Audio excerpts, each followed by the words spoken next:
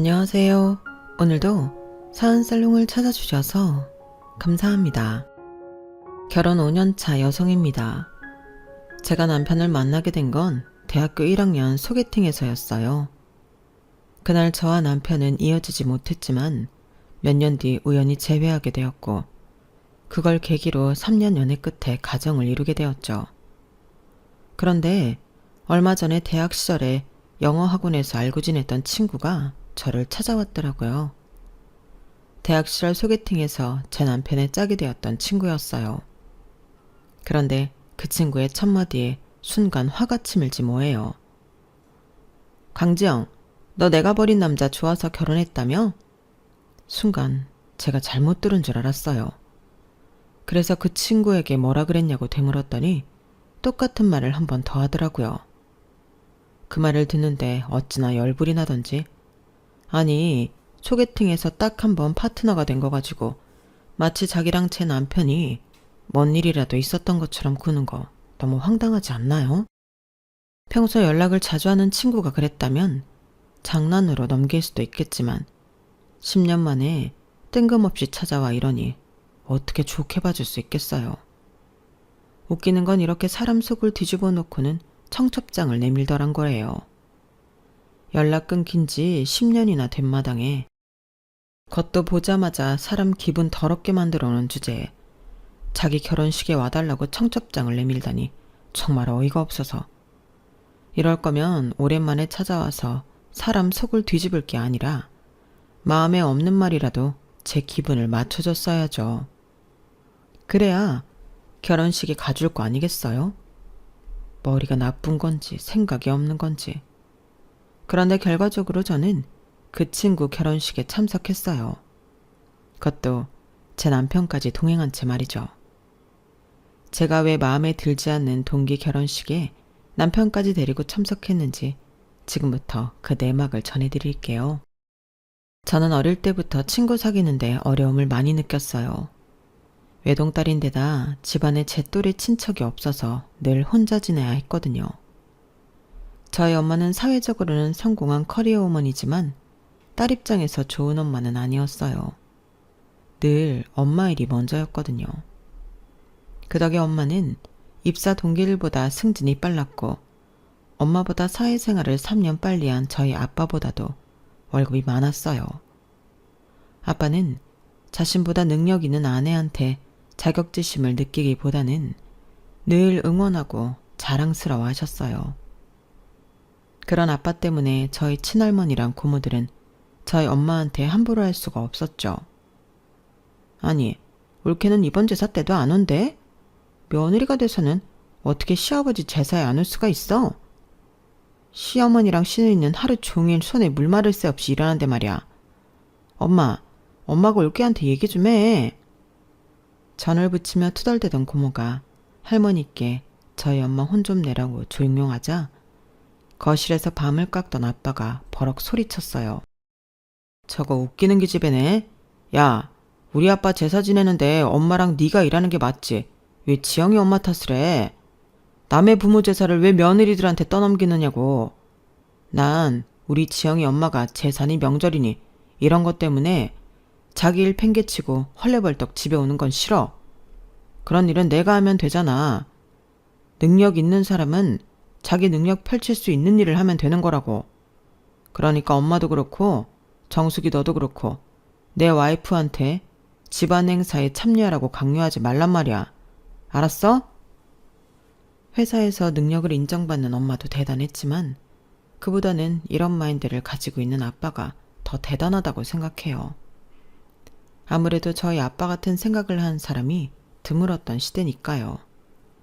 하지만 그것과 별개로 자식 입장에선 많이 서운했던 것도 사실이에요. 학교 행사 때도 그렇고 제 생일 때도 그렇고 엄마는 바쁘다는 핑계도 제대로 챙겨주신 적이 없거든요. 바쁜 엄마를 대신해 아빠가 선물을 챙겨주시기는 했지만 그걸로는 확실히 부족했어요. 중학교 이전 아이들의 사회생활은 아이들이 아닌 엄마가 주도하는 게 사실이거든요. 아이들 생일 파티 참석도 그렇고 학원 선정도 그렇고 심지어 학급 임원도 엄마들 입김에 따라 좌지우지 되니까요. 그런 의미에서 저는 초등학교 6년 내내 친구 생일 파티에 한 번도 초대받지 못했어요. 유치원 때도 마찬가지였고요. 친구 엄마들은 단순히 저를 초대하지 않은 것뿐만 아니라 저랑 어울리는 것조차 싫어하셨어요. 이유는 저희 엄마 때문이었어요. 누구는 능력이 안 돼서 일 그만두고 집에서 애 키우는 줄 알아? 자기만 잘난 줄 알지. 아니, 애만 맡겨놓고 나 몰라라면 그만이냐고. 애 생일랑 케이크랑 애들 간식 준비해서 유치원으로 보내라고 몇 번을 말했는데 아무것도 안 보내면 어쩌느냐고. 난 진짜 우리 애가 지영이랑 같은 초등학교 안 됐으면 좋겠어. 지영이 엄마랑은 다시는 엮이고 싶지 않다고. 유치원에 다닐 때부터 늘 이런 말은 듣고 살았어요. 유치원 때도 그렇고 초등학생 때도 그렇고 저희 엄마를 싫어하는 친구 엄마들이 정말 많았거든요.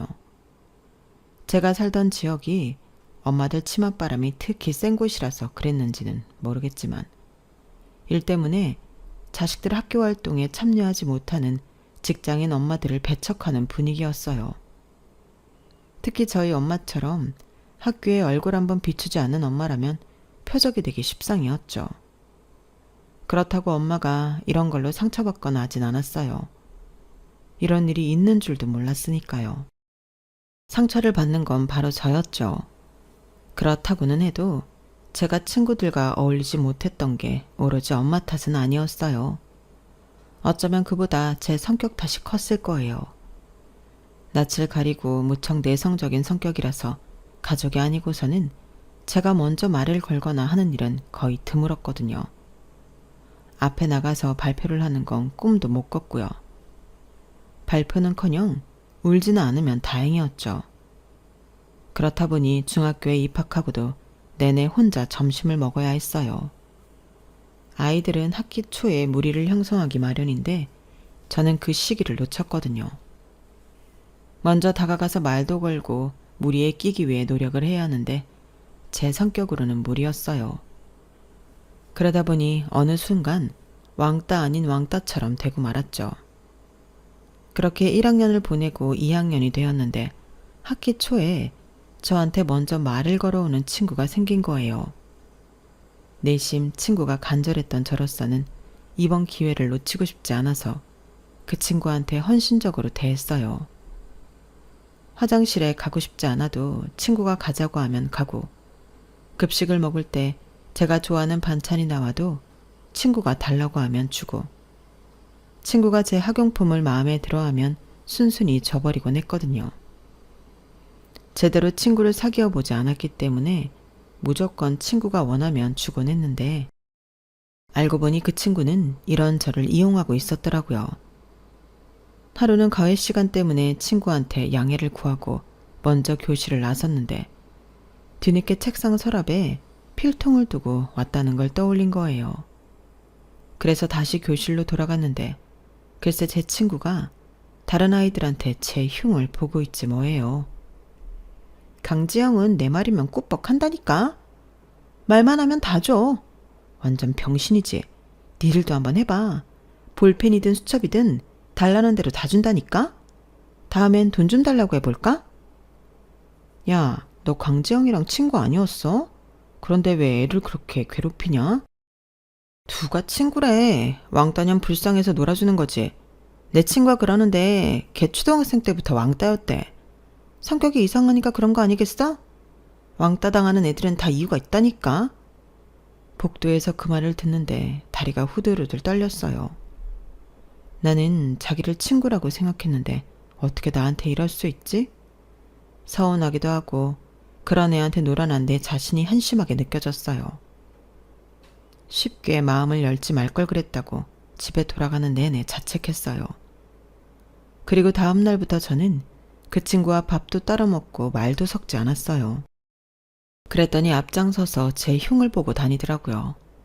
그러거나 말거나 신경 쓰지 않았더니 몇 달 그러고는 잠잠해지더라고요.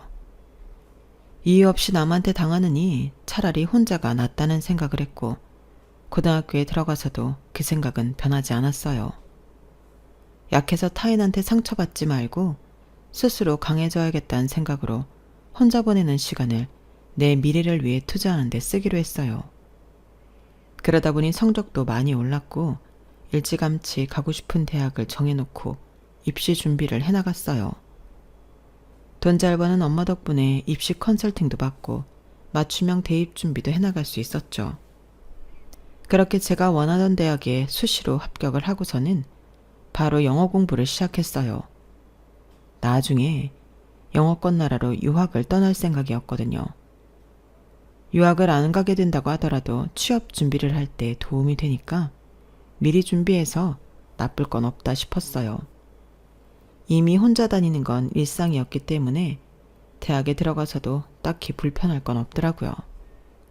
오히려 더 좋았어요.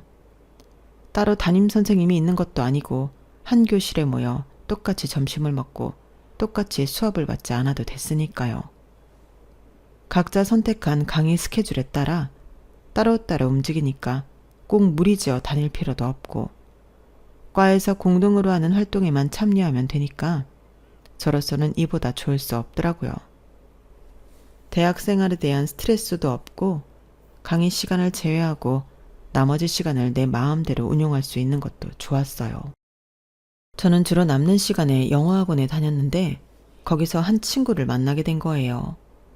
강쌤이라는 친구였는데 모 여대에 다니면서 저처럼 유학을 염두하고 영어 공부를 하고 있었어요.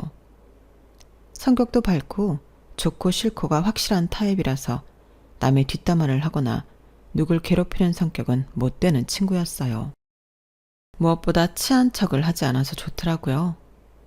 꽤 가까워졌다고 생각했는데도 먼저 전화번호를 묻지도 않고 친하다는 이유로 사적인 걸 묻거나 하지도 않았어요. 사람들과 잘 융화하는 편이지만 지켜야 할 선은 지키는 느낌이었죠. 그런 점이 마음에 들어서 제가 더 다가가게 되더라고요. 그런데 하루는 세미가 제 전화번호를 묻는 거예요. 세미가 고작 전화번호 하나 물었을 뿐인데도 이상하게 기분이 좋더라고요. 이제 우리가 그 정도 친분은 된다는 의미 같았거든요. 그래서 흔쾌히 알려주었어요. 주말에 시간 되면 소개팅 할래? 어쩌면 서울대 경영학과 애들이랑 소개팅을 하게 될지 모르거든. 글쎄, 난 소개팅은 해본 적이 없어서. 잘 됐네. 그럼 이번에 한번 해봐. 소개팅이 별거니? 만나서 하루 노는 거지 뭐. 나이 들면 이런 것도 못한다고. 그럼 지영이 너도 하는 걸로 알고 있을게. 그렇게 얼떨결에 소개팅을 하게 되었어요. 막상 약족장소에 나가보니 저 외에도 같은 영어학원 친구들이 몇 명 더 나와 있더라고요. 나한테만 소개팅을 권한 게 아니라 그냥 같은 수업을 받는 여자애들한테 다 권했던 거였죠. 내심 실망했지만 그렇다고 세미를 탓할 수는 없었어요. 제가 혼자 김칫국을 들이마신 셈이니까요. 그건 그렇고 상대편 남학생들을 보니 딱히 마음에 드는 사람은 없더라고요. 그래서 그냥 잠깐 시간을 때우다 들어가야겠다 생각했는데 그때 한 남학생이 뒤늦게 도착한 거예요. 바로 제 남편이었죠. 그날 남편은 단정한 옷차림에 수줍음 가득한 얼굴이었는데 그 모습이 제 마음에 들었어요. 저 친구랑 파트너가 되면 좋겠다고 생각할 정도로요. 하지만 그런 마음을 가진 사람이 저 혼자만은 아니라는 게 문제였죠. 세미도 제 남편을 마음에 두고 있다는 게 확연히 보였거든요. 세미는 키도 크고 얼굴도 예쁘고 무엇보다 성격이 시원시원해서 저와는 비교도 안 되게 돋보이는 아이였어요. 당연히 남학생들도 다들 세미랑 짝이 되길 바라는 눈치였죠. 어떤 방식으로 짝을 정할까 얘기를 하는데 갑자기 세미가 먼저 제 남편을 지목하더라고요. 남편은 세미의 지목에 놀랐는지 얼굴이 빨갛게 달아올랐어요. 수줍음이 많은 탓인지 대답도 못하고 난처한 표정이더라고요. 세미는 그런 남편 손을 잡아채더니 우린 먼저 일어날게. 나머지 사람들은 알아서 선택해. 그렇게 세미 손에 이끌려 남편은 세미와 함께 밖으로 나갔어요. 나가면서 저랑 잠깐 시선이 마주쳤는데 저는 황급히 눈을 피해버렸어요. 내가 자기한테 마음이 있다는 걸 들키기 싫었거든요. 세미랑 남편이 나간 뒤 남은 사람들끼리 파트너 결정을 했어요. 직접 지목하는 건 좀 그래서 남학생들 소지품을 여학생이 고르는 방식으로 정했죠. 그렇게 저는 나머지 남학생 중 한 사람과 짝이 됐는데 그쪽도 그렇고 저도 그렇고 서로에 대해 별로 흥미를 느끼지 못해서 소개팅 장소에서 몇 마디 나누다가 각자 집으로 돌아갔어요. 당연히 애프터 신청 같은 건 없었고요. 며칠 뒤 영어학원에 갔더니 쌤이와 여학생 몇몇이 그날 소개팅 얘기를 하고 있더라고요. 2명인가는 애프터 신청을 받았다며 계속 만나볼 생각이라고 했고 저도 그렇고 다른 한 친구는 그날 헤어진 이후로 연락이 없었다고 했어요. 제 관심사는 단연 쌤이었어요. 난 일단 킵해두려고. 보니까 집도 꽤 사는 것 같더라. 그날 입고 나온 옷 브랜드도 그렇고 대학 합격 선물로 받은 차도 있더라고. 걔는 당장 나랑 사귀자는데 고작 소개팅 한번 했다고 바로 사귀는 건 좀 모냥 빠지잖아. 지금 만나는 남자친구랑 깨지면 갈아탈까 생각 중이야. 그 말의 순간 저도 모르게 말이 튀어나갔어요. 쌤이 너 남자친구 있었어? 그러자 쌤이가 당연한 거 아니냐는 표정으로 저를 보더라고요. 없을 거라고 생각했어? 나 정도 되는 여자가 남자친구가 없다는 게 말이 되니? 지영이 너 은근히 날 무시하는구나? 내가 넌 줄 아니? 아니 그런 게 아니라 남자친구가 있으면 소개팅을 할 리가 없으니까. 얘도 참, 넌 무슨 조선시대에서 왔니? 남자친구 있는 거랑 소개팅이랑 무슨 상관이야. 남자를 만나봐야 더 좋은 남자로 갈아탈 수 있는데 당연히 해야지. 순진한 척하는 거니 생각이 없는 거니? 이상하게 그날따라 세미가 저한테 공격적으로 군다는 느낌을 받았어요. 그리고 그런 제 생각은 틀리지 않았더라고요. 그날 이후부터 세미는 저를 빼고 나머지 수강생들과 어울렸는데 은근히 세미가 저를 무리해서 밀어내고 있다는 느낌이 들더라고요. 그러던 어느 날 같은 수업을 듣는 선배 언니 하나가 저한테 그러더군요. 너 세미랑 싸웠니? 요즘 세미가 너만 따시키는 것 같던데. 초등학생도 아니고 다 큰 어른들이 영어학원에서까지 평가를 길라다니 철딱서니도 없지.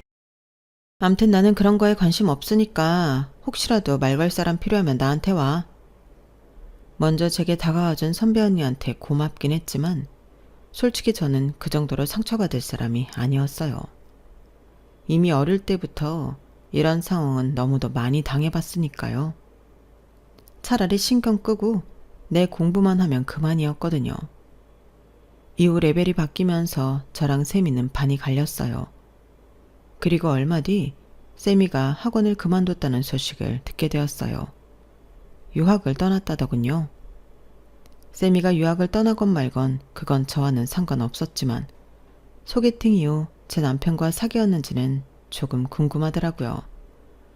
하지만 굳이 사람들한테 그걸 물어보고 싶지는 않았어요. 자존심이 상하는 일이니까요.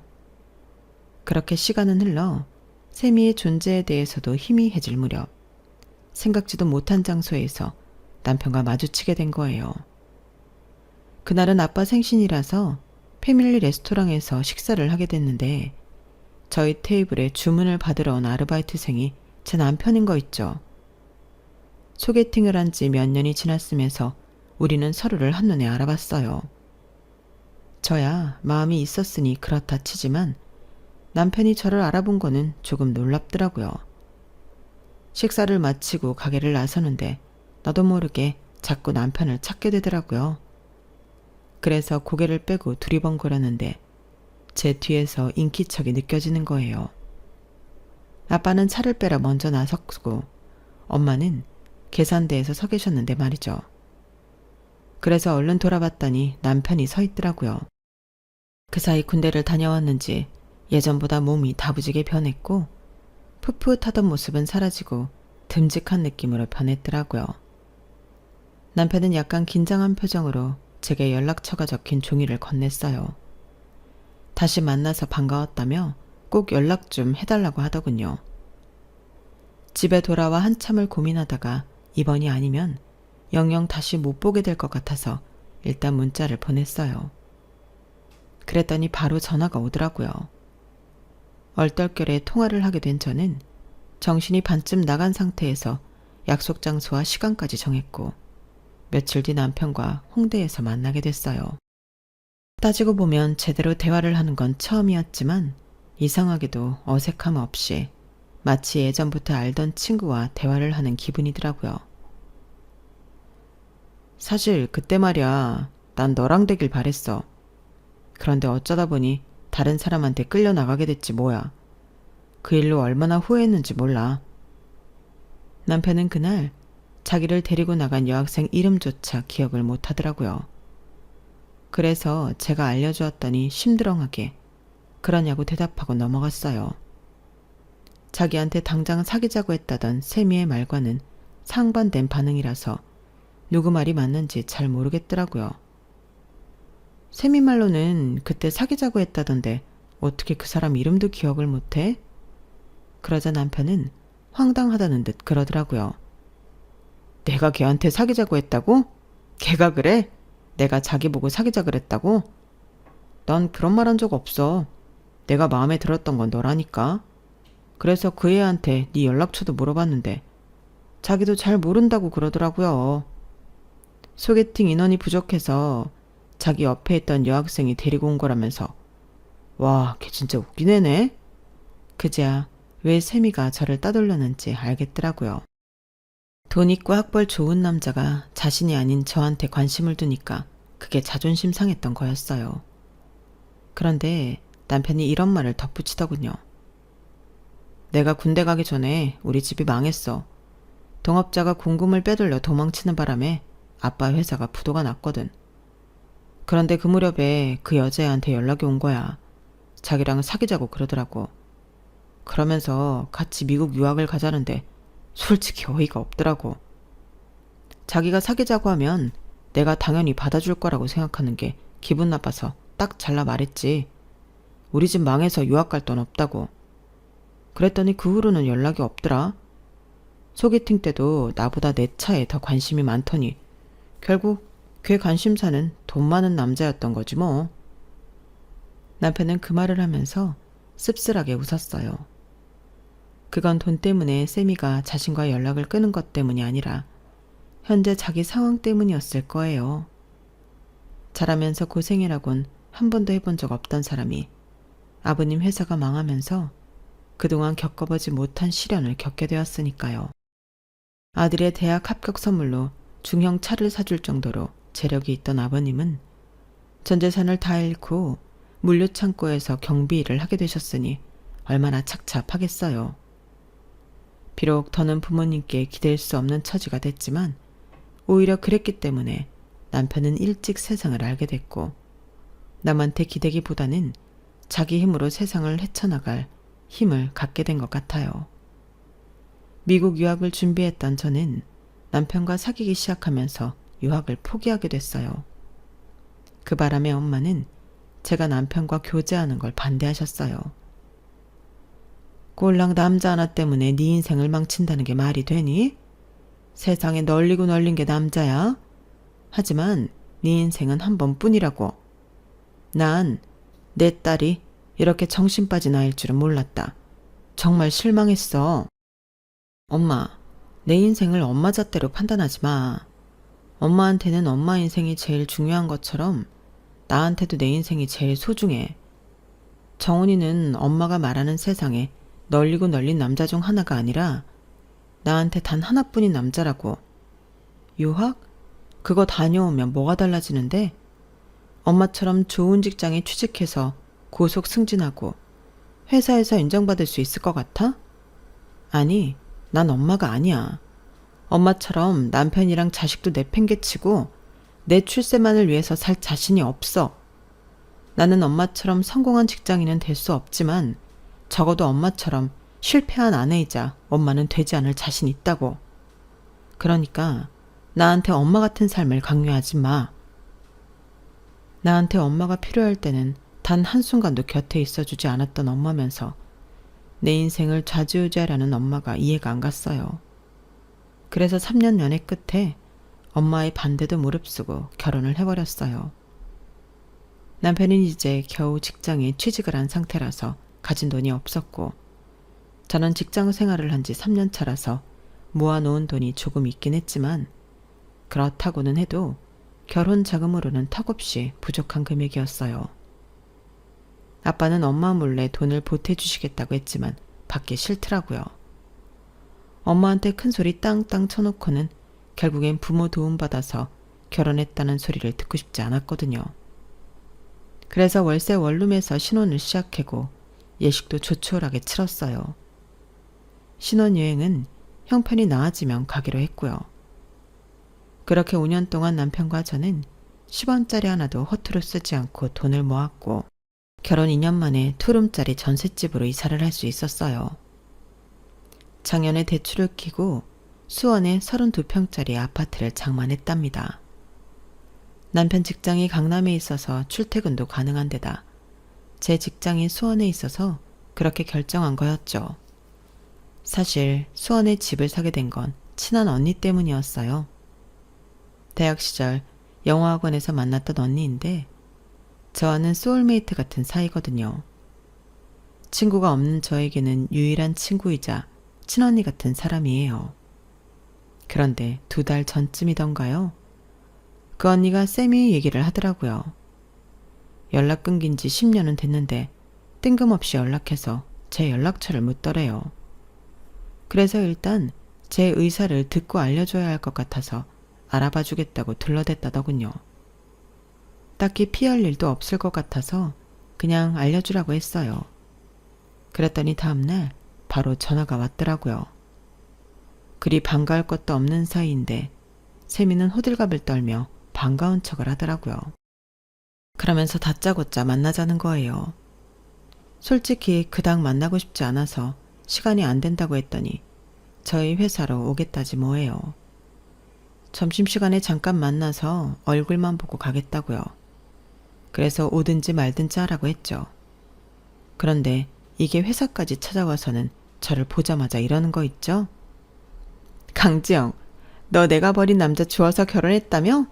진짜 웃긴다. 그 남자가 그렇게 가지고 싶었니? 집도 망해서 완전 개털된 남자를? 어쩜 너는 그렇게 남자 보는 눈이 없니? 세월이 지나도 하나 변한 게 없다는 생각이 들더군요.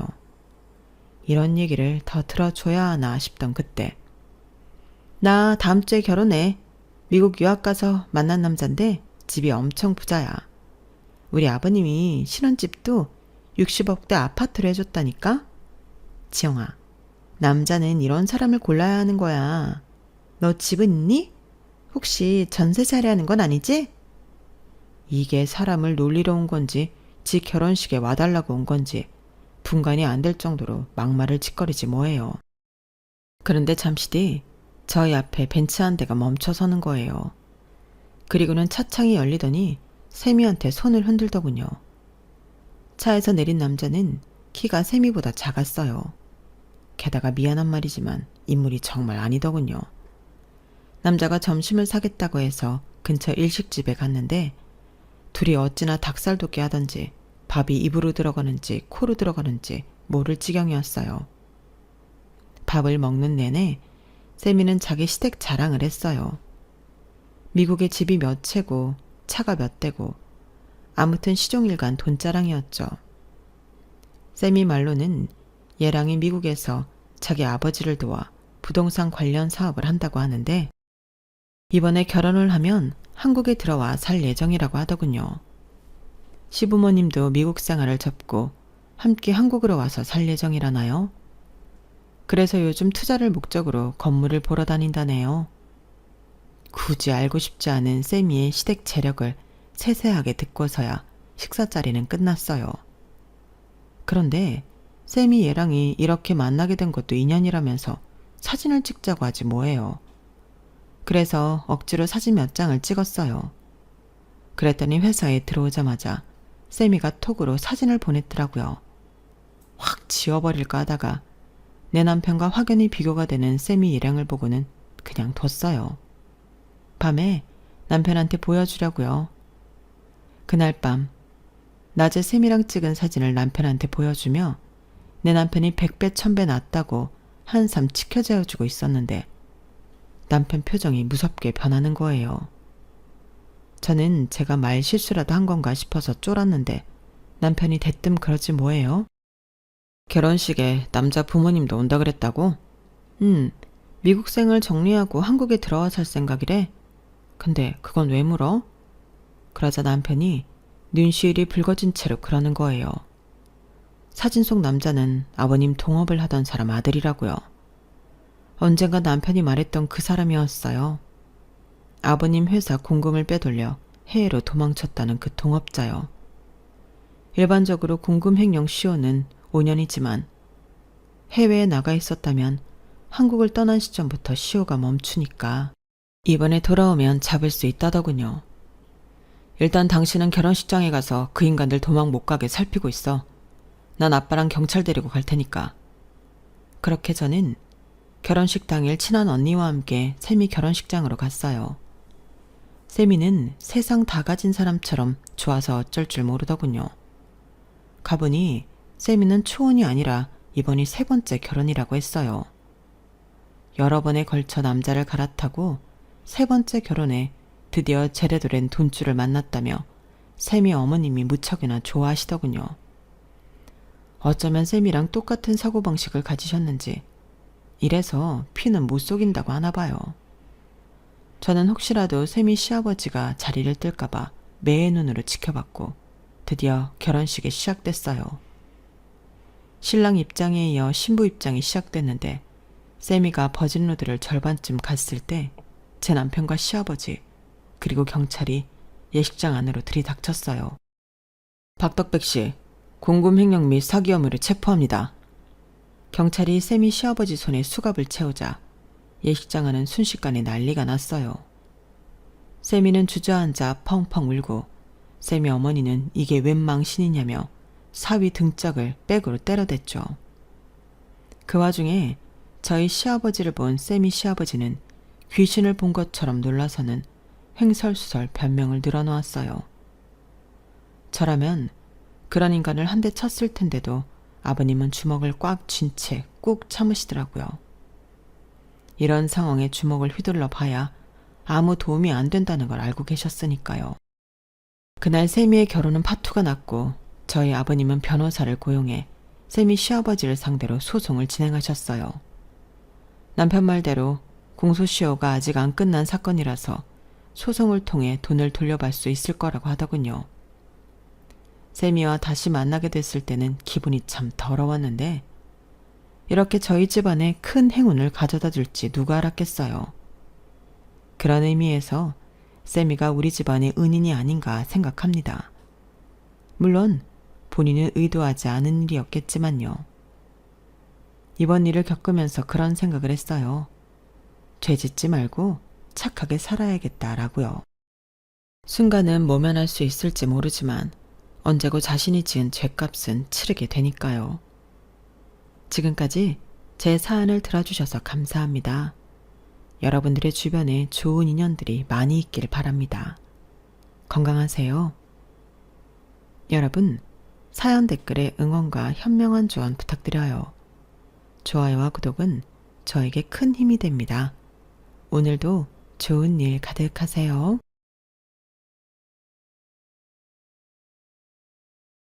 안녕하세요. 오늘도 사연살롱을 찾아주셔서 감사합니다. 아동북 브랜드 대표로 일하고 있는 4살짜리 딸 하나 엄마입니다.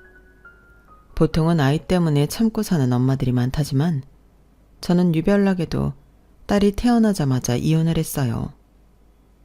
처음 이혼했을 때는 아이도 있는데 그냥 참고 지내보지 그러냐, 아이는 무슨 죄냐, 아이 아빠한테도 기회를 줘라 등 정말 많은 우려와 걱정의 소리를 들어야 했어요. 이혼을 결심한 시기가 시기이다 보니 주변 사람들의 걱정도 충분히 이해가 되기는 했죠. 사정을 잘 모르는 남들 눈에는 제가 성급했거나 홧김에 화를 못 이겨 이혼을 결심한 것처럼 보이기 쉬웠을 테니까요. 누군가는 제 결정을 존중해줬지만 우리나라 분위기상 그렇게 존중만 받을 수는 없는 선택이기는 했어요. 스스로는 그런 결정을 내린 데 있어 확고한 신념이 있었고 한 번도 틀렸다고 생각한 적 없지만 사람이라는 게 주변에 들려오는 말을 아예 무시하고 사는 건 쉽지 않더라고요. 혼자 밤새워가며 일하고 아이를 키우면서 당장 발등에 떨어진 불을 끄기도 급급하게 살다 보니 한 번씩 나약해지는 순간들이 있었어요. 그런 순간마다 아이 혼자 키우는 게 보통 일이 아니다. 지금이라도 재결합하는 건 어떠냐? 따위의 조언을 듣게 되면 마음이 흔들릴 때도 있었어요. 하지만 그럴 때마다 마음을 더 단단히 먹었죠. 처음 내 선택은 틀리지 않았고 충분히 고민 끝에 내린 결정인 걸 증명하려면 내가 결정한 삶을 더 잘 살아낼 수밖에 없다고 생각했거든요.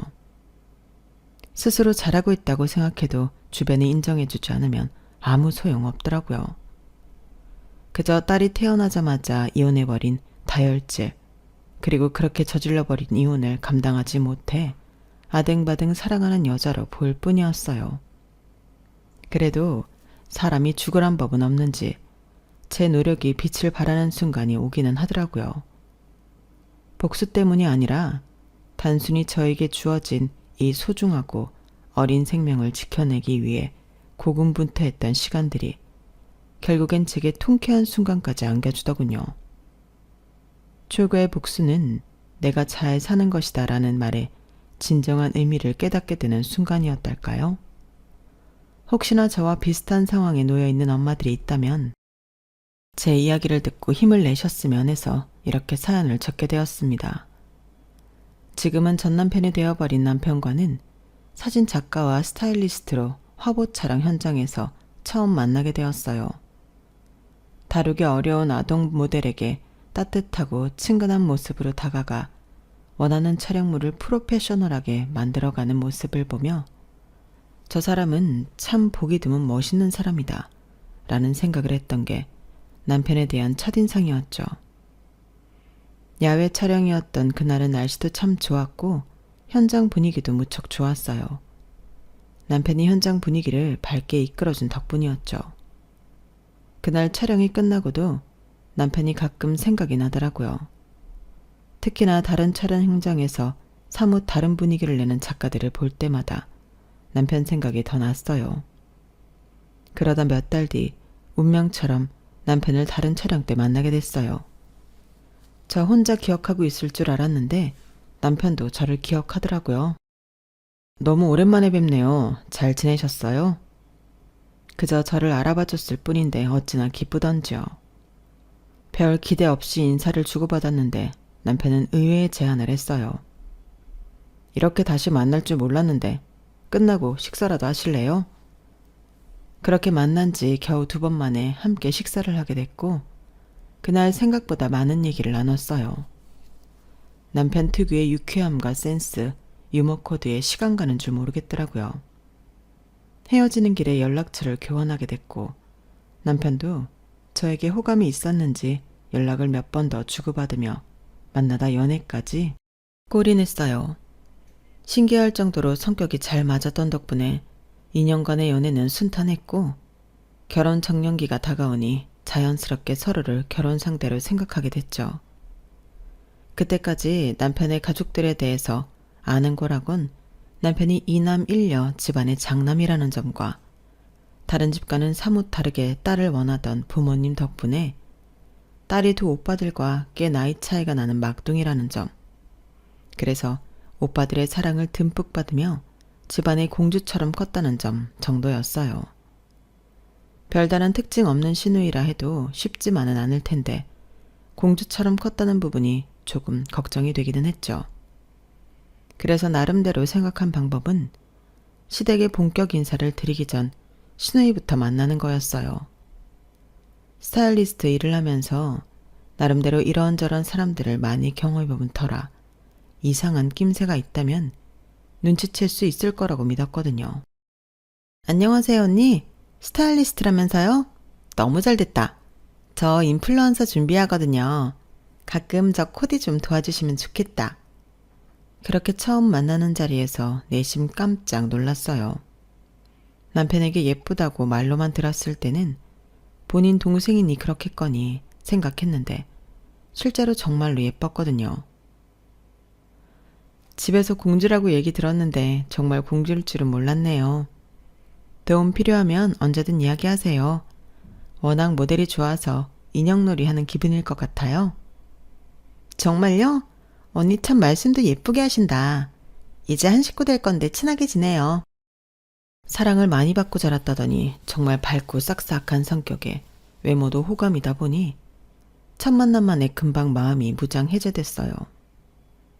남편과 처음 만났던 자리에서 많은 이야기를 한 것처럼 신우이와도 정말 시간 가는 줄 모르고 많은 이야기를 했어요. 원래는 댄서가 꿈이었는데 잘 안 되더라고요. 크루 생활도 워낙 단체 생활이다 보니 적응하기 힘들고 아무리 열심히 연습해도 진짜 재능으로 하는 사람들한테는 안 되니까 지치더라고요. 그래서 인플루언서 준비하는 거예요. 잘 될 것 같은데요. 전 무슨 모델인 줄 알았어요. 그쵸? 오빠, 나 모델하면 잘할 수 있다니까?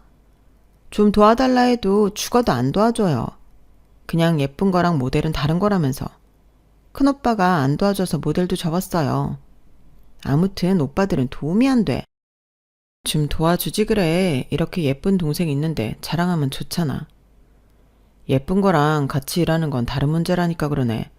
그렇게 일하고 싶으면 그쪽으로 뭐라도 해놔야 내가 널 추천하지. 아무튼 가끔 보면 가족들이 더 냉정하다니까요. 그렇게 즐겁게 이야기를 나누고 돌아오니 신우이에 대한 걱정은 금방 날아가더군요. 나이도 저보다 훨씬 어리니 막상 만나보니 신우이랑 싸울 일 같은 건 웬만하면 없겠다는 생각이 들었어요. 그거야말로 아주 성급한 판단인 줄도 모르고요. 신우이에 이어 시부모님을 만나고도 제 생각에 변함은 없었어요. 시부모님 역시 저희가 꼭 드라마처럼 만났다며 결혼 의사를 밝히자 좋아하셨고 화기애애한 분위기 속에 인사를 마쳤거든요. 쉬는 날 어머님과 신우이를 만나 따로 쇼핑을 도와드리는 시간도 가지면서 금방 친해졌어요. 몇 번 만나보니 신우이가 집에서 공주처럼 자랐다는 게 어떤 느낌인 줄은 알겠더라고요. 내가 워낙 귀하게 가진 딸이라 그런지 얘는 아직도 애기처럼 보이고 이뻐 죽겠어. 나중에 너도 아이 낳아보면 알 거다. 우리 때는 아들 못 낳으면 죄인 취급받는 게 여자였는데 막상 아들을 둘이나 낳고 보니 난 그렇게 딸이 갖고 싶더라고. 근데 봐. 다 크니까 엄마 옆에 따라다녀주는 건 결국 딸이라니까. 너도 첫째는 무조건 아들 가져야겠지만 둘째는 딸로 낳으면 좋겠네. 하나씩 있는 게 좋아. 새언니, 둘째까지 낳을 거예요? 하긴 요즘은 셋까지 낳는 건 좀 힘들긴 하지. 그래도 살아보니까 형제가 있는 게 나아요. 나도 오빠들이 있으니까 엄청 든든하거든. 아, 아직 깊게 얘기해보진 않았는데 남편도 저도 일 때문에 아이는 하나만 낳지 않을까 싶어요. 뭐라고? 애를 하나만 낳으면 애가 너무 외롭잖아. 그래요, 새언니. 그건 좀 아니다. 내 주변에 외동인 친구들 다 나 부러워하는데 형제 있었으면 좋겠다고. 당연히 여건이 되면 둘까지 낳고 싶죠.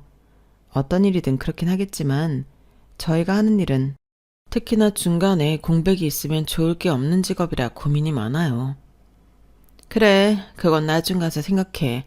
벌써 우리끼리 얘기한다고 결론 나올 것도 아니고. 어차피 첫째가 지면 둘째도 갖고 싶어지더라고. 나도 오죽하면 그 늦은 나이에 애를 가졌겠어? 불편한 대화라곤 전혀 없이 유쾌하기만 하던 만남 속에 유일하게 약간 불편한 대화 주제였어요.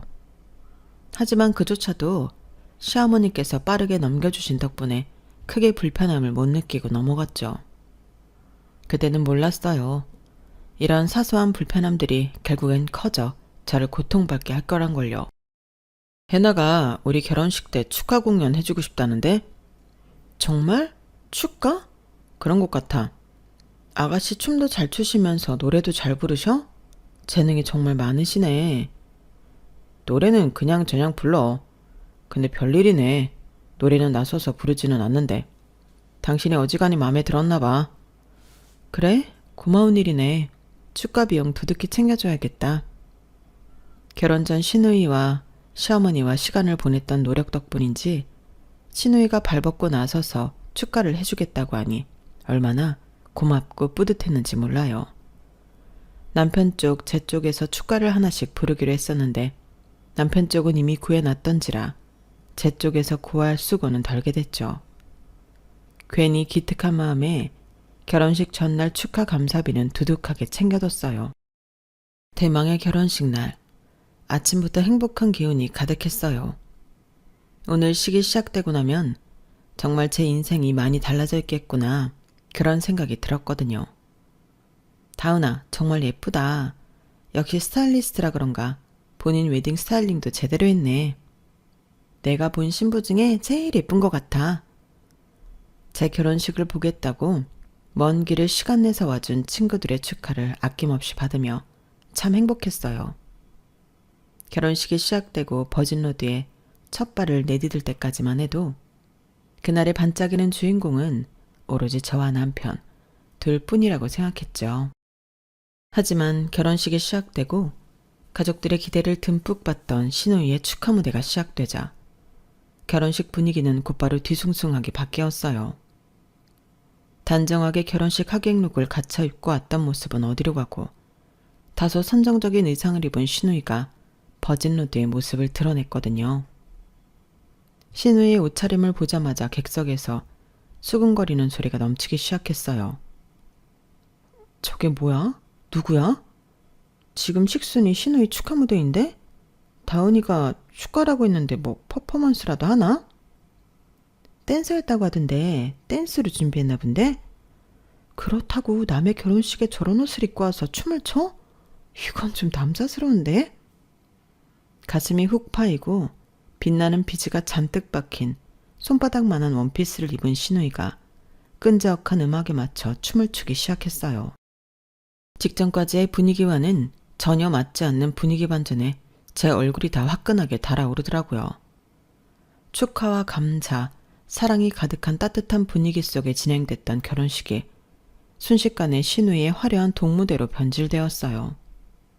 게다가 더 가관인 건 턱시도를 입은 제 신랑에게 다가와 신랑의 몸을 더듬으며 내려가는 남사스러운 동작까지 서슴지 않았다는 거예요.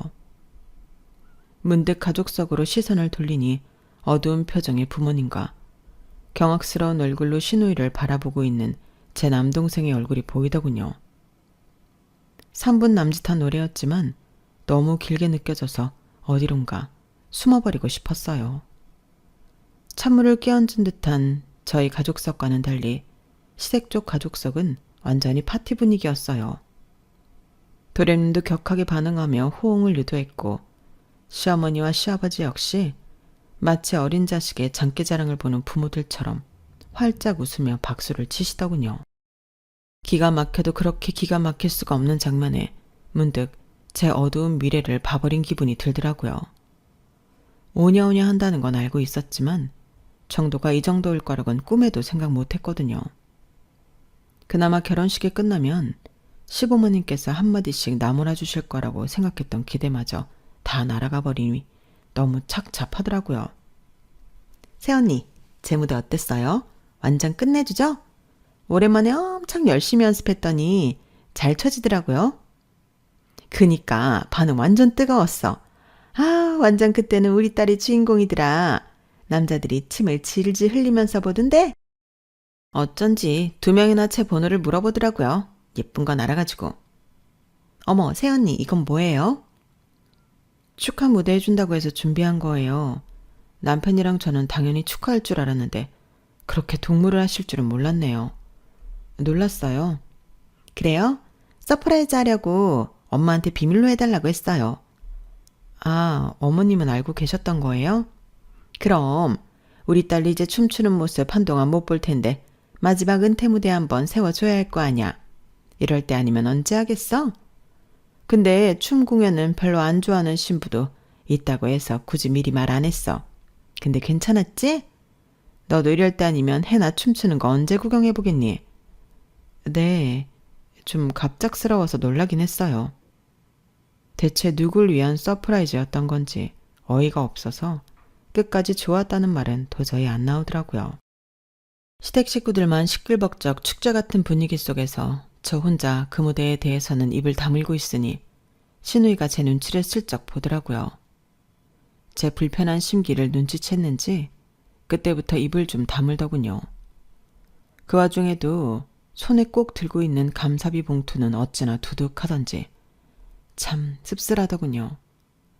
그날 이후 만나는 친구들마다 결혼식 날 신우이의 춤 무대에 대해 이야기해서 노이로제가 걸릴 지경이었어요.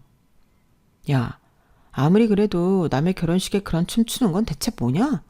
개념이 아무리 없어도 그렇지. 내 말이 남편이랑 보다가 시겁했잖아. 옷도 그게 뭐야? 무슨 스트립쇼하러 나온 것도 아니고. 니네 시댁도 대단하다. 그걸 보고 그냥 가만히 있냐? 그리고 뭐 은퇴무대? 지딸 은퇴무대를 왜 남의 결혼식에서 준비하냐고. 신우이의 파격 무대 덕분에 제 결혼식 후기의 절반 이상은 신우이 얘기였고 그건 한동안 저를 악몽처럼 따라왔어요. 덕분에 신우이를 봐도 전처럼 반갑지도 않고 마냥 살갑게 대하기가 어렵더라고요. 그걸 눈치 빠르게도 또 느낀 건지 신우이 쪽에서 먼저 다가오려고 하더군요. 문제는 신우이 쪽에서 되게 다가오려고 노력한답시고 하는 것들이 전부 본인 위주의 스케줄이었다는 점이었어요. 상대방의 마음을 사기 위한 노력이 아닌 본인의 불편함을 해소하고자 본인의 필요하에 저를 찾고 연락했던 점이었죠. 정말 평생 사랑만 받고 살면 사람이 저렇게까지 남의 감정에 무감해지나 생각이 들 정도였어요. 제 쪽에서 아무리 거절을 하려고 해도 징징대면서 반복해서 약속을 잡는 탓에 완전히 피하지도 못하고 궁지에 몰려서 어거지로 약속을 잡을 정도였죠. 언니가 아무리 바빠도 괜찮아요. 내가 백수니까 언니 쉬는 날에 스케줄 맞추면 돼요. 한 달에 하루쯤은 시간이 맞겠죠. 도대체 저한테 왜 이렇게까지 하나 싶더군요. 결국 겨우겨우 하루 맞춰 만나도 본인이 운영하는 SNS 계정이나 스타일에 대한 조언 등 본인이 필요한 것에 대해서만 이야기를 나눴어요. 전 일방적으로 듣고 조언만 해주는 식이었죠. 그러다 결국은 터질 게 터졌어요. 새언니, 저 이번에 대박 소개팅 들어왔어요. 보실래요? 궁금하지도 않은 본인 소개팅 얘기를 갑자기 꺼내더니 상대방 사진까지 보여주더군요. 대기업에 다니고 있고 신우이와 나이 차이도 크게 나지 않는 데다 키도 크고 멀끔하게 생긴 남자였어요. 누가 봐도 조건 하나 후달리는 게 없는 꽤 괜찮은 남자였죠. 새언니가 보시기엔 어때요? 조건도 괜찮고 인물도 좋은데요. 잘 되셨으면 좋겠다. 그쵸? 저도 그래서 이번 소개팅은 일을 갈아보려고요.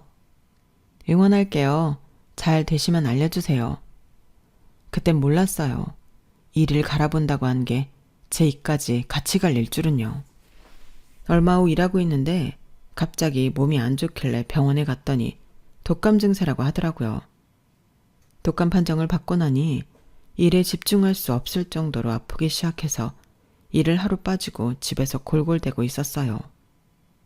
약을 먹고 한숨 자니 그나마 살 것 같아서 한숨 돌리고 있을 때 신우이한테서 갑자기 전화가 왔어요. 새언니, 저예요. 무슨 일이세요? 감기에 걸려 누가 들어도 목소리가 쩍쩍 갈라지는데도 신우이는 목소리가 왜 그러냐, 몸이 안 좋냐라는 말은 일체 없더군요. 무슨 일이긴요. 그때 말씀드렸던 소개팅남 있죠? 다음 주 화요일에 만나기로 했거든요. 그래서 새언니가 오늘 저 코디 좀 도와주셔야겠어요. 아가씨, 정말 미안한데 제가 독감에 걸려서요. 네? 그럼 전 새언니만 믿고 있었는데 어떡해요? 저 혼자서는 코디 잘 못한단 말이에요. 그럼 입고 가려고 했던 옷들 몇 벌 찍어서 보내주실래요? 그럼 사진 보고 골라드릴게요. 아니 뭐 못 걸을 정도예요? 독감 걸려도 돌아다닐 순 있잖아요. 돌아다닐 수는 있어도 소개팅 나가셔야 하는데 저한테 감기라도 옮으시면 어떡하시려고요. 저는 괜찮은데 아가씨 아플까봐 그러죠. 에이, 전 젊어서 괜찮아요. 마스크 쓰고 나와주세요. 마스크 끼면 웬만하면 안 옮잖아요. 컨디션도 안 좋은데. 새언니가 안 도와줘서 저 옷 못 입는 여자처럼 보이면 책임지실 거예요? 좀 한 번만 죽었다 생각하고 도와주세요. 말도 안 되는 억지를 부리면서 조르는 통에 통화하는 내내 머리가 지끈거리더라고요. 아가씨 성격에 이걸 안 도와주면 두고두고 난리를 칠 것 같다는 생각에 그냥 후딱 가서 도와주고 끝내는 게 낫겠다는 생각마저 들 정도였어요. 그래서 마스크를 끼고 아가씨가 사는 자취방에 찾아갔어요. 집은 제가 도착하기도 전에 이미 이것저것 입어본 듯 옷으로 난장판이 되어 있더라고요. 한눈에 무슨 옷이 어디에 있는지도 잘 보이지 않아서 옷더미 속을 천천히 걸어다니며 헤집는데 갑자기 신우가 또 변덕을 부렸어요. 안 되겠다.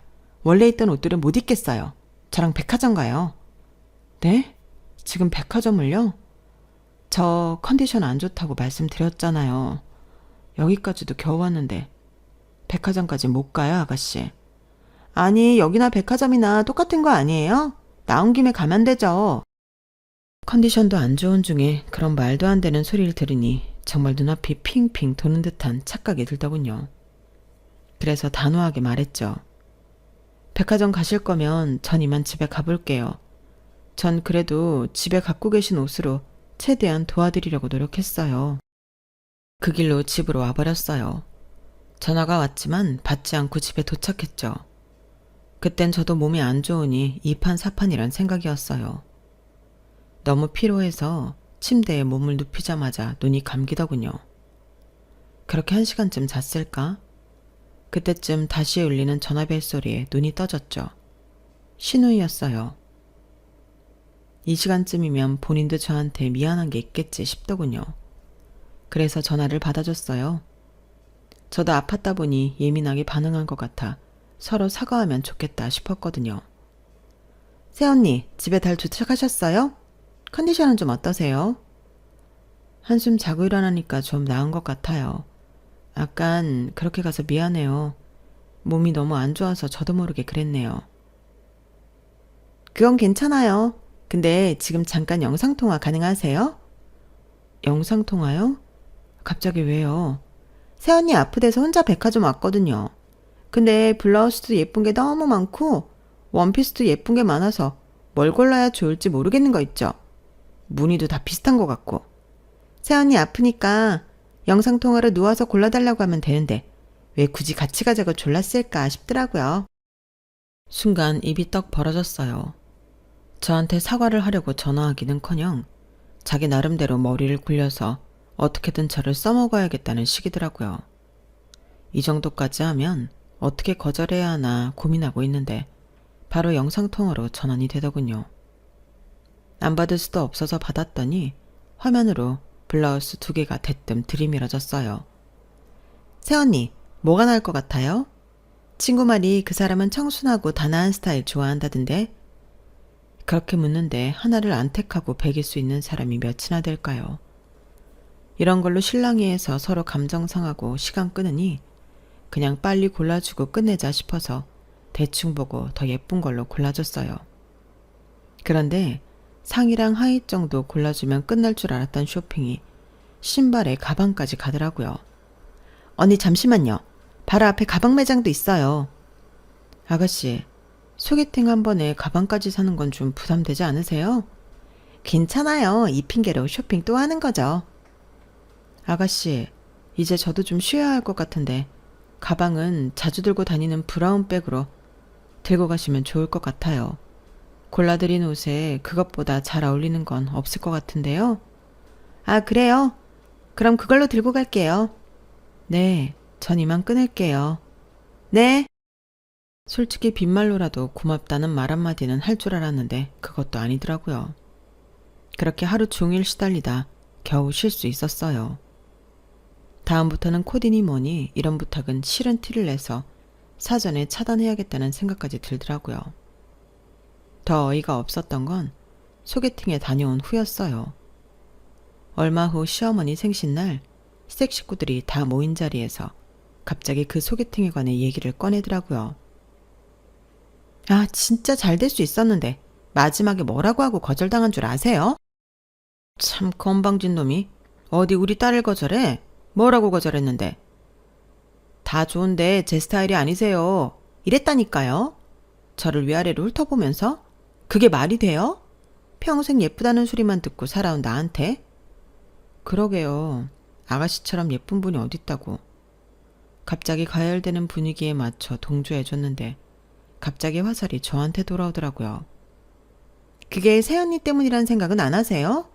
다른 사람은 몰라도 새언니가 그런 말씀하시면 안 되죠. 그게 무슨 말씀이세요? 그게 왜 저 때문이에요? 그날 언니가 골라준 하얀 블라우스, 소개팅 날 같이 식사하다 소스가 튀었는데 아무리 문질러도 안 지워지던데요. 결국 소스 묻은 채로 내내 다녔어요. 그게 얼마나 추잡스러워 보였겠어요. 새언니는 소개팅 좀 해보셨다면서요. 근데 저한테 그런 불편한 옷을 추천하세요?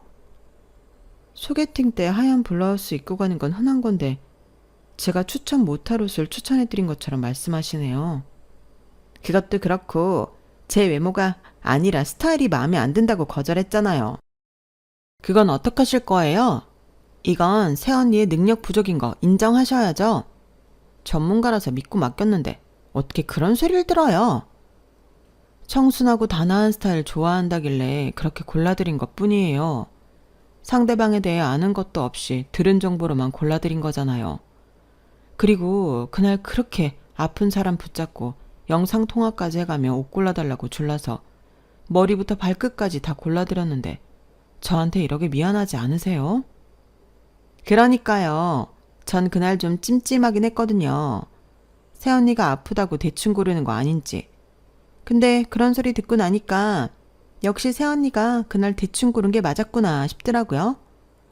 진짜 잘 되고 싶다고 그렇게 말했는데 아무튼 새언니 다시 봤어요. 둘이 그런 일이 있었니? 아유, 이왕 도와줄 거면 좀 성심성의껏 도와줬으면 좋았겠구만. 전 성심성의껏 도와드린 거예요, 어머님. 그날 아가씨가 와달라고 해서 아픈데 마스크까지 끼고 아가씨 댁에도 다녀왔다고요. 그래 맞다. 저 감기도 옮아서 소개팅 날 컨디션도 완전 안 좋았어요. 그러니까 차이지. 아, 감기만 안 걸렸어도. 아니 그날 감기 옮는다고 안 간다고 했는데 오라고 우긴 건 아가씨세요. 기억 하나도 안 나세요? 너 지금 시애미 시아배 앞에서 신우이랑 싸움질하는 거냐? 못 배워먹은 인간 마냥? 어머님, 저도 억울하니까 그렇죠. 억울하건 어쨌건 그 좋은 소개팅 자리 물 건너간데 네 책임도 있는 거 아냐? 말이 많아? 이런 식으로 사람을 뒤집어 씌울 거라곤 상상도 못해서 더 기가 막히더군요. 그날 이후로 시댁과 제 사이는 급격히 안 좋아지기 시작했어요. 시어머니와 시아버지께는 소란을 피운 데 대해 정중하게 사과 말씀을 드리고 선물도 드렸지만 시누이에겐 그러고 싶지 않았거든요. 하지만 팔은 안으로 굽는다고 딸에게 사과 안 하는 부분이 괘씸하셨는지 저를 보는 시부모님 눈빛이 곱지만은 않으셨죠. 그러다 결국 일이 터졌어요. 저희 부부 사이에 아이가 생겼거든요. 아우, 첫 손주니까 꼭 아들이면 좋겠네. 어머님 아버님은 딸이 좋다고 하지 않으셨어요? 그거야 아들이 둘이나 있으니 귀여운 딸 하나 있었음 한 거고 집안에 아들이 하나는 있어야지. 너는 하나만 낳을 생각이라면서. 그럼 더더욱 아들인 게 낫지? 그때 뭔가 등골이 쎄했어요. 평소에 워낙 시누이를 예뻐하시길래 아들보다는 딸을 선호하실 줄 알았는데 아들이거나 딸이거나 아이 성별을 중요하게 생각하진 않았지만 혹시나 시부모님 마음에 드는 성별이 아닐 경우 피곤해질 수도 있겠다 싶었어요. 그리고 그 불안감은 결국 현실이 됐죠. 제 뱃속의 아이는 예쁜 공주님이라는 소식을 듣게 되었거든요. 나 사실 딸을 원했나? 너무 예쁠 것 같아. 딸들은 크면 친구 같아서 좋다는데 진짜 잘 키우고 싶다. 얼른 보고 싶어. 나도 별 생각 없었는데 딸이라고 하니까 기분 좋네. 아빠들은 어쩔 수 없나 봐. 저희 부부끼리는 행복한 분위기였지만 시댁에 그 소식을 전했을 때는 전혀 딴판이었죠. 에휴, 외동딸이라니 말이 되니? 그냥 낳아보고 하나 더 낳아라. 아들이 하나는 있어야 집안에 든든한 기둥이 되지. 축하는커녕 불만만 토로하는 시부모님의 말에 울컥하지 않기 위해 한 귀로 듣고 한 귀로 흘렸어요. 괜히 일일이 그런 말에 스트레스 받아서 뱃속의 아이까지 힘들게 하고 싶진 않았거든요.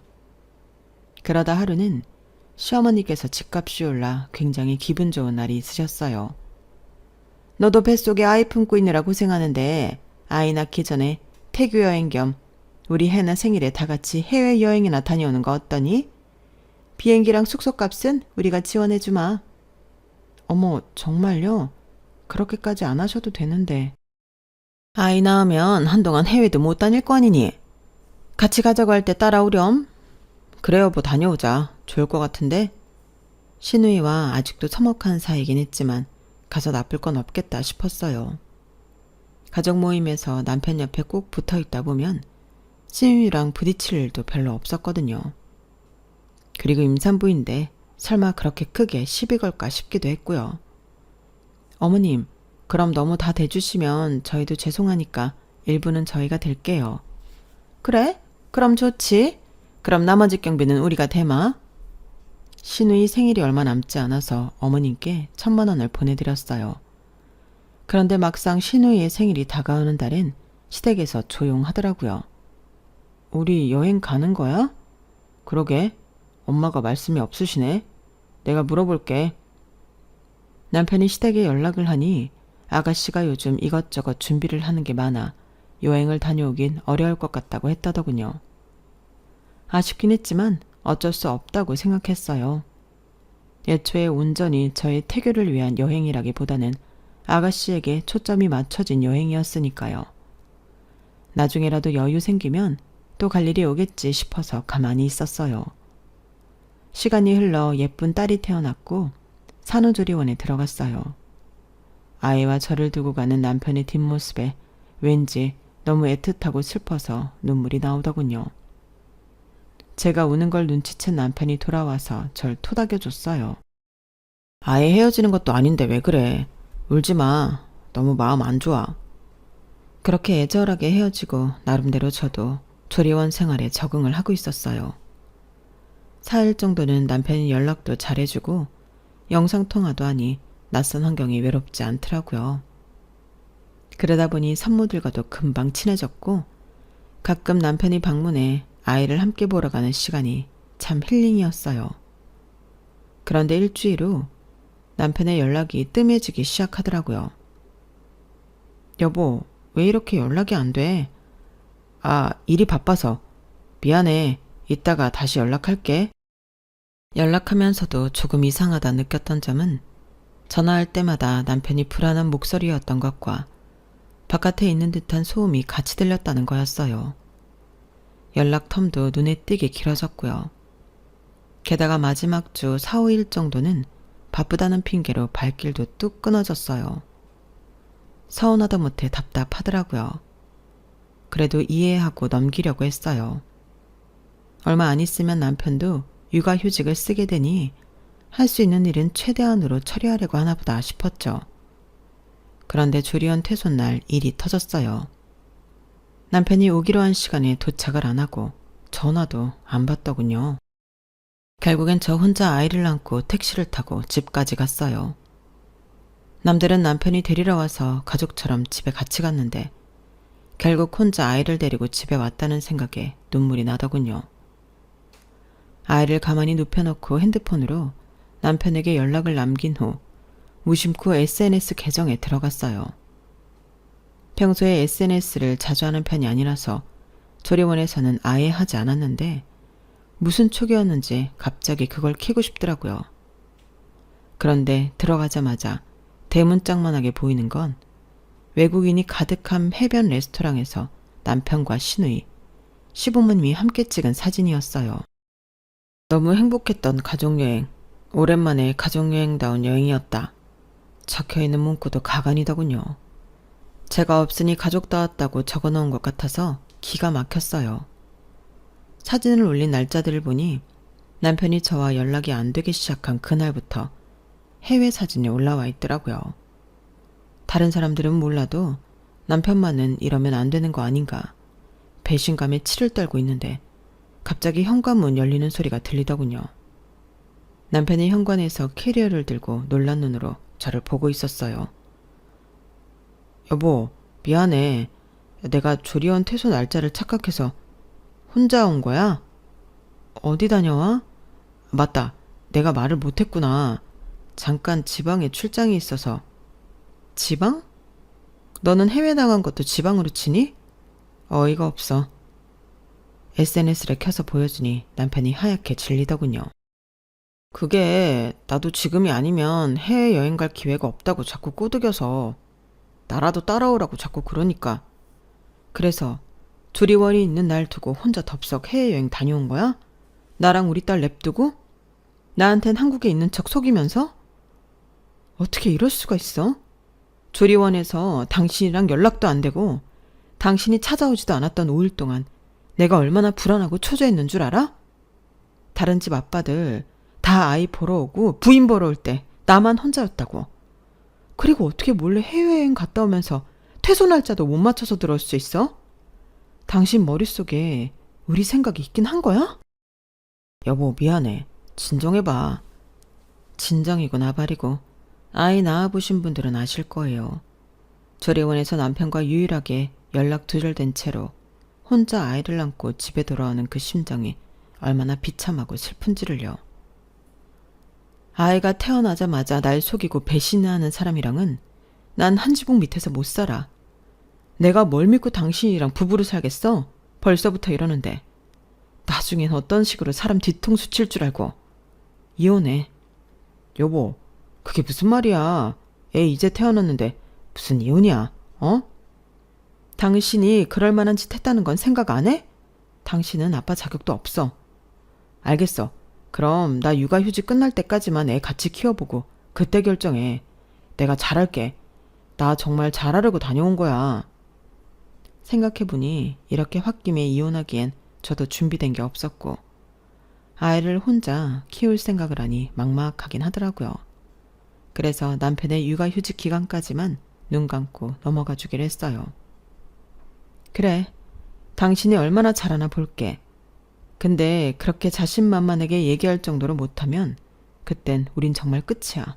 알겠어? 남편과 이혼 서류는 미리 적어뒀어요. 미리 적어둔 후 남편의 육아휴직이 끝나면 결정하자고 했죠. 남편은 육아휴직 기간 동안 아이를 정말 성심성의껏 봤어요. 하지만 그런다고 제 분노가 사라지진 않더라고요. 매일 악몽처럼 그 조리원에서의 5일이 떠올랐거든요. 그래서 육아휴직이 끝나기만을 기다렸다가 이혼을 선언했어요. 남편은 억울하다는 듯 반발했지만 그게 제 마음을 꺾을 수는 없었죠. 한번 배신당한 상처는 잘 아물지 않더라고요. 이혼을 한다고 하니 시댁에서도 난리가 났어요. 그래, 잘 됐네. 어차피 쓸모도 없는 딸이나 낳은 주제에. 너 어디 한번 이혼녀로 혼자 딸 키우면서 얼마나 잘 살 수 있나 보자. 시댁에서는 저에게 퍼부을 수 있는 저주는 다 퍼부었어요. 그럴수록 이런 집안과 지금이라도 영 끊을 수 있어서 다행이라는 생각만 들 뿐이었죠. 사정을 알게 된 친정 부모님의 도움을 받아 아이를 키우면서 새로운 사업을 구상했어요. 제가 봐도 제 딸이 정말 예뻐서 딸을 위한 옷들을 만들어주고 싶어졌거든요. 처음에는 소량으로 제작 판매하던 옷들이 딸에게 입혀 사진을 올리기 시작하니 반응이 오기 시작했어요. 그러다 예전 패션 디자인과에서 같이 공부했던 동기들과 연락이 닿게 됐고 함께 사업을 키워보기로 했어요. 우리 브랜드 최고의 모델은 아윤이야. 옷도 옷인데 아윤이가 예뻐서 잘 팔리는 것 같은데? 어디서 이렇게 예쁜 모델을 구해? 그니까 넌 딸이 복덩인가 봐. 이 일도 딸 때문에 시작한 거잖아. 근데 엄청 잘 되는 거 보니 정말 딸 하나는 잘 낳았다. 동료들 말대로 딸도 모델로 인기를 얻어 이리저리 방송 요청이 들어오더라고요. 아이가 다치지 않는 선에서 괜찮은 방송만 고르고 골라 출연했는데도 출연비라는 게 꽤 수입이 되더군요.